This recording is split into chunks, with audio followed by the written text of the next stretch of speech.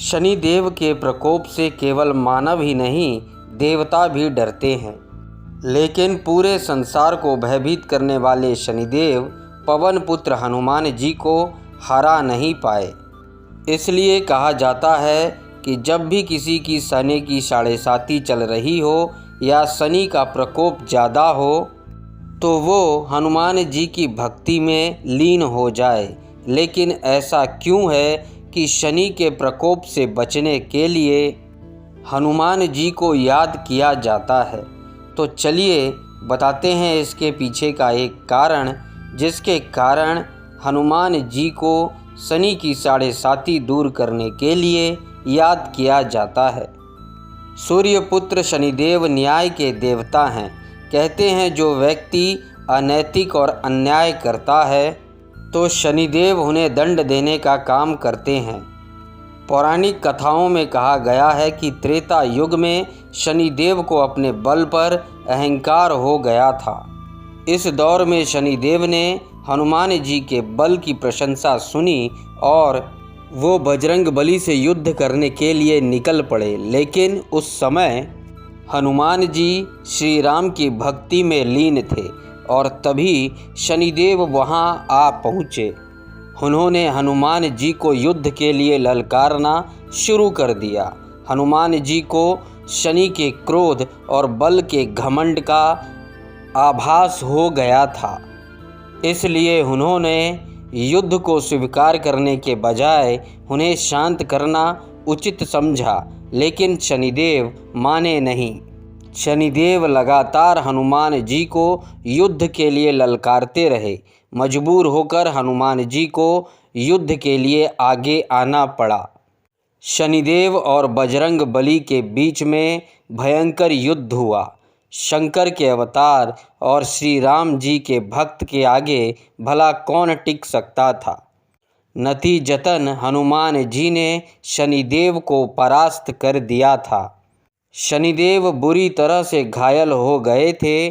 शनिदेव ने हनुमान जी से दुश्मनी साधी थी और उन्हें युद्ध के लिए ललकारा था। फिर भी हनुमान जी को शनिदेव की पीड़ा देखी नहीं गई और उन्हें पीड़ा से मुक्त करने के लिए हनुमान जी ने शनिदेव को सरसों का तेल लगाया और तभी से शनिदेव पर तेल चढ़ाने की परंपरा शुरू हुई। शनिदेव पर लोग तेल इसलिए चढ़ाते हैं ताकि उनके प्रकोप से बच पाए। एक किस्सा और है जो हनुमान जी और शनिदेव के बीच में हुआ था, लेकिन इन दोनों के बीच युद्ध नहीं हुआ था। हनुमान जी को तंग करने आए शनिदेव को हनुमान जी ने बहुत सूझबूझ से हराया था। कलयुग में कोई भी देवी देवता पृथ्वी पर नहीं रह सकते थे, लेकिन हनुमान जी श्री राम की भक्ति में लीन थे। तभी शनिदेव जी वहां पहुँचे और कर्कश बोली में हनुमान जी को धरती छोड़ने के लिए कहा और उन्हें डराते हुए कहने लगे कि कलयुग में कोई भी देवता पृथ्वी पर नहीं रह सकता और जो भी पृथ्वी पर रहेगा उसे मेरी साढ़े साती प्रभाव डालेगी। इसलिए आप पर भी मेरी ये साढ़े साती प्रभावी होने वाली है। ये सुनकर हनुमान जी ने शनिदेव से कहा कि जो मनुष्य और देवता श्री राम के चरणों में होते हैं उन पर तो काल का प्रभाव भी नहीं होता है। तब शनिदेव ने कहा कि मैं सृष्टिकर्ता के विधानों के कारण विवश हूँ, इसलिए अगर आप पृथ्वी पर रहेंगे तो आप मेरे साढ़े साती के प्रभाव से बच नहीं पाएंगे और मैं विवश हूँ। इसलिए आज मैं आपके शरीर पर आ रहा हूँ। तब हनुमान जी ने कहा कि शनिदेव आप मेरे शरीर में आ जाइए, मैं आपको रोकूंगा नहीं, लेकिन आप मेरे शरीर के गहन हिस्से में रहेंगे।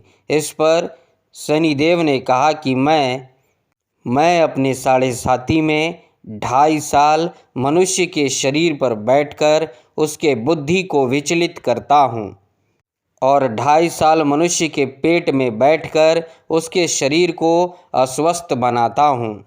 और साथ ही अपने 7.5 के अंतिम हिस्से में 2.5 सालों में मनुष्य के पैरों में बैठकर उसे रास्ते से भटकाता हूँ। और शनिदेव हनुमान जी के माथे पर जाकर बैठ गए। इससे हनुमान जी को खुजली होने लगी। तभी हनुमान जी ने एक पर्वत उठाकर अपने माथे पर रख लिया और शनिदेव उस पर्वत के भार से दबने लगे। उन्होंने हनुमान जी से पूछा कि यह आप क्या कर रहे हैं। तब हनुमान जी ने कहा कि जिस तरह आप सृष्टिकर्ता के विधानों से मजबूर हैं, उसी तरह मैं खुद के स्वभाव के आगे मजबूर हूँ।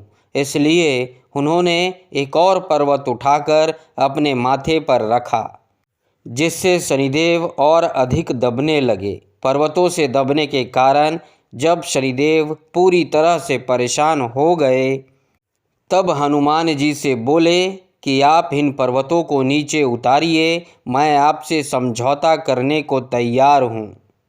तभी शनिदेव की बात हनुमान जी ने अनसुनी कर दी और एक और पर्वत उठाकर अपने माथे पर रख दिया। तब शनिदेव ने कहा कि वो हनुमान जी के नज़दीक भी नहीं आएंगे।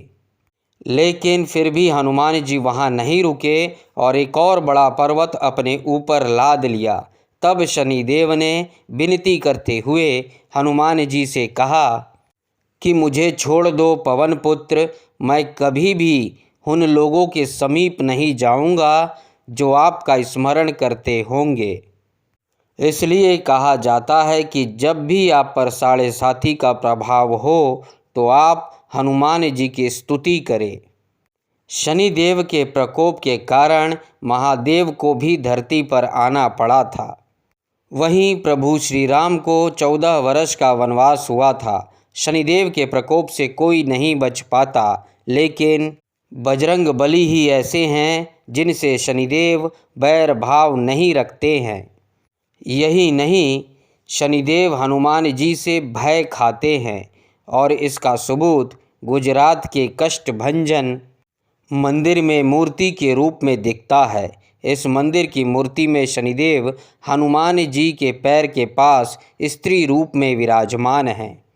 इसके पीछे की कहानी ये है कि शनिदेव हनुमान जी से इतने डर गए थे कि उन्होंने उनसे बचने के लिए नारी रूप धारण कर लिया था। हम शनिदेव और हनुमान जी के इन किस्सों से ये सबक ले सकते हैं कि जब भी परेशानी आए, हमें उनका डटकर सामना करना चाहिए। हनुमान जी बलशाली थे, वीर थे और मन से शुद्ध थे।